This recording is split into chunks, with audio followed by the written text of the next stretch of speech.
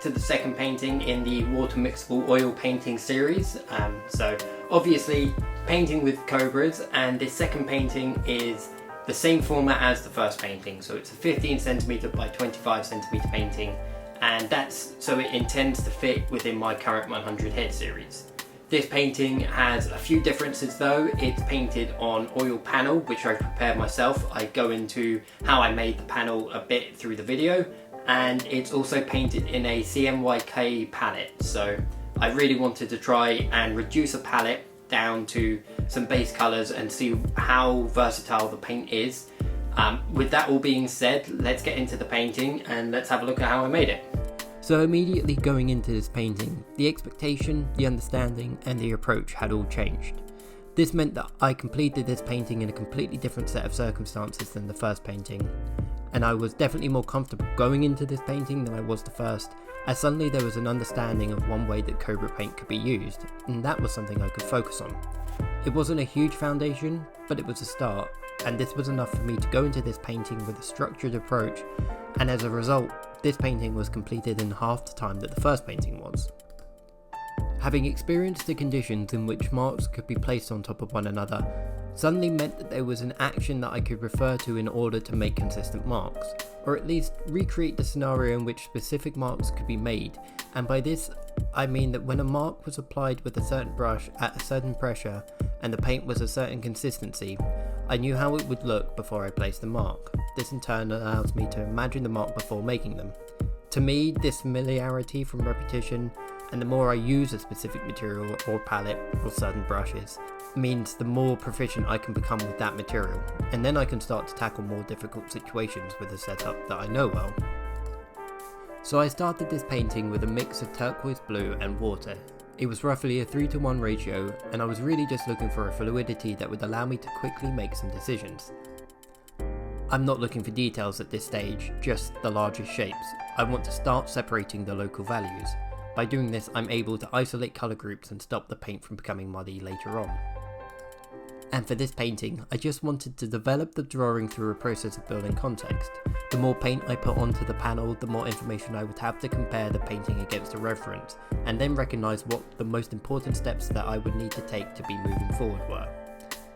And after painting with a fuller palette in my last painting, and then starting to understand the fundamentals of how the Cobra paint would mix, I wanted to test the versatility of a reduced palette. And I ended up going with a CMYK palette over, say, a Zorn palette for example. To me, there was an ideology of a modern material with Cobra which suited a modern palette, and I did feel that there was a compatibility between the two. I also thought that this would be a good test for some of the more vibrant colours and force me to be more considerate of my colour mixing and colour harmony throughout the entire painting. For a CMYK palette, I chose the colours turquoise blue, magenta, lemon yellow and a titanium white with an ivory black. And one of the things that I was looking to test with this palette was a wide range of reduced values. I needed to see if I could achieve the more subtle value changes alongside having the possibility of hitting high chroma when needed. I needed to establish the versatility of Cobra paint so I could continue to work on the paintings that I had planned prior to experimenting with Cobra paint. I wanted to make sure that I could effectively achieve the design elements that have inspired my recent work, and that it would sit along my current work without looking out of place. So similarly as the first painting, I was painting from a reference that I had edited beforehand. I've been influenced by a specific look of analog photography and how that can affect the overall vibe of an image. For this painting, I was experimenting beforehand with out-of-date Polaroids, which when exposed can change the values and generally makes the values level out. So the dark values come up and the light values come down, making something that's much more mid-value throughout the entire painting. In this process, the dark values also get shifted into a more colourful hue, and this lightening of values generally creates visual noise within some of the darkest values. I was particularly interested in representing this noise via the brushwork itself. This meant that this was my first attempt to control the thickness of Cobra paint in order to purposefully leave evidence of a uniform pattern within the brushwork, and ultimately I was pleased with the level of control I had over the paint. But from my experience, it definitely requires more control to thin down the water mixable oils than it does with regular oils. And in this painting and a lot of the other paintings in this series, you can see that the paint starts to drip, and this is because I'm working on a vertical palette. But I actually found that when I was working on some of the bigger paintings in this series and my palette was lying on a table flat, I had a lot more control over the mixes. And that's just something to bear in mind, that if you are working with a vertical palette, you've just got to be a bit more careful about your mixes. So this painting was completed on an oil primed panel which I prepared myself. It's a panel that's coated in 2 layers of gesso and then 1 layer of oil primer, applied with a large palette knife.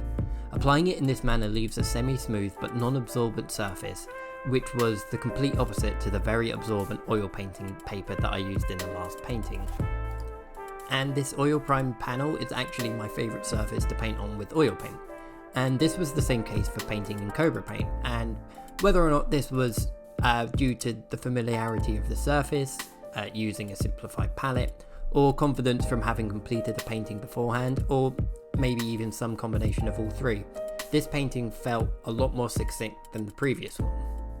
There was a certain element of understanding in this painting that the last painting just lacked, which made the process go a lot smoother.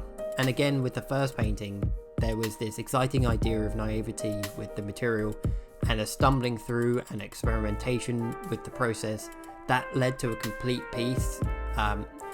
Whereas with this painting, the painting was more of a direct action. I think this became a lot clearer when I came to look back at the footage for this painting. There's a lot more confidence in the brushwork, bolder and more definite strokes in the earlier stages that were present throughout the entire painting, and to me, this was really just an indication that Cobra paint had similarities to oil paint.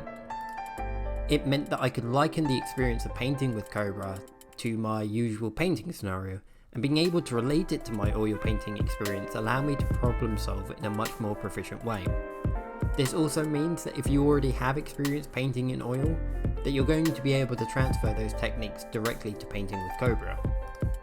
And throughout my time experimenting with Cobra paint, I found that it was even possible to transfer the materials directly over from oil painting as well. With all of these paintings I completed for this series, I used surfaces that I would use for oil painting, and I even used brushes that I would regularly use for oil painting too. Now, when painting with the Cobra paint, I was obviously able to clean my brushes with just water, and before swapping to use regular oil paint, I would just clean my brushes with a brush soap in order to give them a thorough clean before swapping the medium. The fact that you can use many oil painting materials with water mixable oils means that if you already have materials for oil painting, then you already have the materials for painting with Cobra. And with this painting, there are specific goals and techniques that I wanted to try out. In my previous painting, I had noticed that it was easy to lay marks on top of each other without disturbing the paint underneath, and this allowed for a tiling of brush strokes to represent the turn of form, but also I could work the paint once it had been applied to build up areas of the painting, and this allowed me to get a gradient in larger areas. This also meant that throughout this painting I was able to work in a combination of thin and thick paint. And as I was painting with just Cobra paint and water, I was surprised at the variety of mark making that I could achieve. And as I was painting on an oil primed surface, I was worried that if I thinned the paint too much with water, that it would start to separate in a similar way that oil paint will when it's thinned too much. But I was glad to find that I was able to paint in thinner consistencies with no issues. And in areas where I was painting with thinner layers, there is this almost translucent effect to the paint where you can see the panel underneath. And I feel that this goes a long way in creating the overall vibe of this image. This is something that I feel like you could experiment with a lot more and use these transparencies to greater effect to build up a certain vibe of a painting. Overall, I'm very glad with the way that this painting came out, and I think that it was a great painting to allow me to realise what painting with Cobra could be and what I could achieve with Cobra paint. And as with all paintings in this series, I'm going to be leaving a link down below to a high resolution version, so if you want to be able to see this painting in great detail, then you can click on that and you'll be able to examine the brushwork in it. I'll also link down below to my Instagram where you'll be able to find and ask questions about Cobra paint, and I'll also leave some links down below where you can find some more information about Cobra paint.